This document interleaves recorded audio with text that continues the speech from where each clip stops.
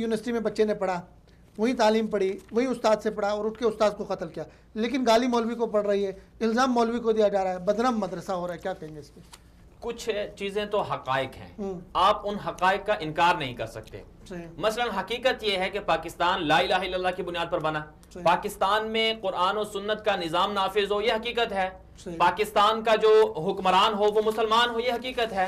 پاکستان کے اندر گستاخ رسول کی سزا قتل ہو, یہ ایک حقیقت ہے. پاکستان کے اندر قادیانیوں کو کافر قرار دیا جائے, یہ ایک حقیقت ہے. یہ وہ حقائق ہیں جن سے ہم منہ نہیں چرا سکتے. اگر آج کوئی ان کو تبدیل کرتا ہے, ختم نبوت ناموس رسالت کے مسئلے کو چھیڑ کر تبدیل کرتا ہے, تو اس سے وہ مسئلہ مر نہیں جائے گا, مٹ نہیں جائے گا. آپ نے ٹھیک ہے, آپ لوگوں کو خود موقع دے رہے ہیں. بھائی خادم رضوی اگر باہر نکلا, آپ اس کو موقع نہ دیں, آپ خود سامنے ہیں. آپ کی عدالتوں نے 10 سال یا اس سے کم کا عرصہ لگا دیا آسیہ مسیح کے کیس پر. اگر وہ بری تھی تو اس کو آپ 1 سال کے اندر بری کر کے معاملے کو نمٹاتے. سلمان تاثیر کا قتل ہوتا نا, ممتاز قادری سامنے آتا.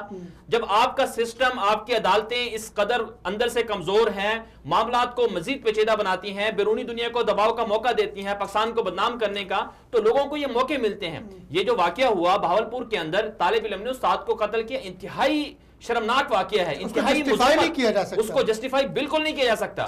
اب یہ نوجوانوں کی نسل میں یہ چیزیں کون پیدا کر رہا ہے؟ لیکن ہم اسباب کو دیکھیں, اگر اسباب اور محرکات کو دیکھیں تو آپ اس کے پیچھے جائیں کہ اگر آپ کا قانون مضبوط ہوتا, ہر پاکستانی, ہر وہ بچہ جو 10 سال کا, 15 سال کا, 20 سال کا کالج یونیورسٹی میں اسکول میں پڑھتا ہے, اس کے ذہن میں جب یہ پتا ہوگا کہ ہمارے ملک میں ناموس رسالت محفوظ ہے, کوئی گستاخی کرے گا عدالت اس کو خود سزا دے گی.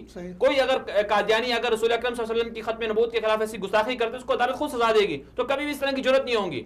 تو اس کا جرم دار کون ہے؟ آپ کا عدالتی سسٹم, آپ کا قانونی سسٹم, آپ کی ریاست اس کی مجرم ہے. اس بچے کا کیا قصور ہے؟ ٹھیک ہے اس کو کسی نے ورگلایا ہوگا, لیکن جب آپ کا قانون مضبوط نہیں ہے تو کیسے پھر عوام کو آپ پکڑ سکتے ہیں؟ تو میرے خیال میں ان لوگوں کو پکڑنا چاہیے. اور دوسری بات یہ ہے کہ مولوی اور مدرسے کو جو گالیاں دیتے ہیں, ان کو پہلے خود دیکھنا چاہیے کہ آپ کی ریاست اور عدالتیں کیا کر رہی ہیں. اصل ذمہ دار تو وہ ہے, مولوی مدرسے کو تو آپ نے درمیان میں ویسے گھسیٹنا ہے.